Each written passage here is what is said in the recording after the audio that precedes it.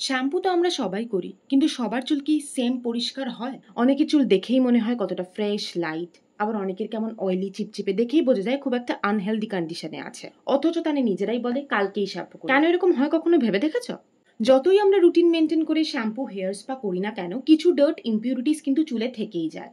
আমরা হেয়ার কেয়ারের জন্যও অনেক প্রোডাক্ট ইউজ করি, সেগুলো সম্পূর্ণ মাথা থেকে চলে যায় তা না, তার কিছু বিল্ডআপ জমা হয়। এই বিল্ডআপ গুলো দিনের পর দিন জমা হতে হতে চুলের যে ন্যাচারাল শাইনটা আছে সেটা চলে যায়, স্ক্যাল্প ভারী হয়ে যায়, যেখান থেকে হেয়ার গ্রোথ হতে অসুবিধা হয়।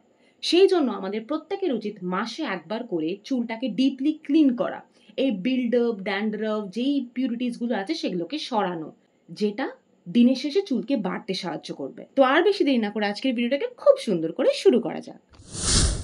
প্রথমেই কাজ হলো খুব ভালো করে চুলে একটা অয়েল ম্যাসাজ করা। আর হ্যাঁ, প্রথমেই কিন্তু একবারেই চুল আঁচড়ে নেবে, মাঝে আর চিরুনি ধরবেও না। তোমরা যেমন দেখলে আমি নারকেল তেল নিয়েছি, তোমরা নারকেল তেল, অলিভ অয়েল যেটা ইচ্ছা করছে সেটাই ইউজ করো।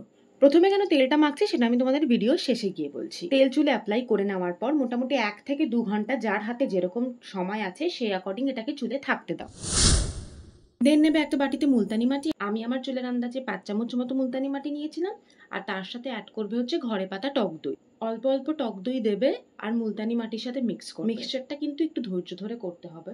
টক দইটা 3 থেকে 4 চামচ দিতে হবে বড় চামচের। আর এর সাথে করবে সামান্য পরিমাণে জল অ্যাড, একটুখানি ওই লিকুইড টেক্সচারটা আনার জন্য। মুলতানি মাটিতে প্রচণ্ডভাবে লিকুইড টানবে, সেই জন্য সামান্য জল অ্যাড করে নিতে পারো, খুব একটা বেশি না। এই যে হয়ে গেল স্মুথ পেস্টটা। একটা জিনিস খেয়াল রাখবে যেন মুলতানি মাটিগুলো লাম্প লাম্প না থাকে, একদম ভালো করে যেন মিশে একদম একটা স্মুথ পেস্ট হয়। দেন পুরো চুলে যেমন অ্যাপ্লাই করলাম, অ্যাপ্লাই করবে ফার্স্টে হেয়ার স্ক্যাল্পে, তারপরে হেয়ার লেন্থে। মুলতানি মাটির যদি গুণ সম্পর্কে বলি তাহলে বলতেই থাকবো, প্রচন্ড ভালো ক্লেনজার।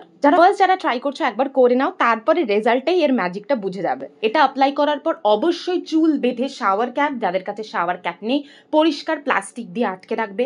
দেন 45 মিনিটস পর চুল ওয়াশ করে নেবে। যদি চাও খুব সামান্য শ্যাম্পু ইউজ করতে পারো, বেশি একদমই না, খুব অল্প শ্যাম্পু ইউজ করে নেবে। আর তোমাদের প্রথমে বলেছিলাম তেল কেন ইউজ করলাম, মুলতানি মাটি যাতে এক্সট্রা হেয়ারটাকে ড্রাই না করে দিতে পারে, সেই জন্যই আমরা প্রথমে তেল ইউজ করে নিচ্ছি। তোমার কিন্তু স্ক্যাল্প হাইড্রেটেড থাকবে।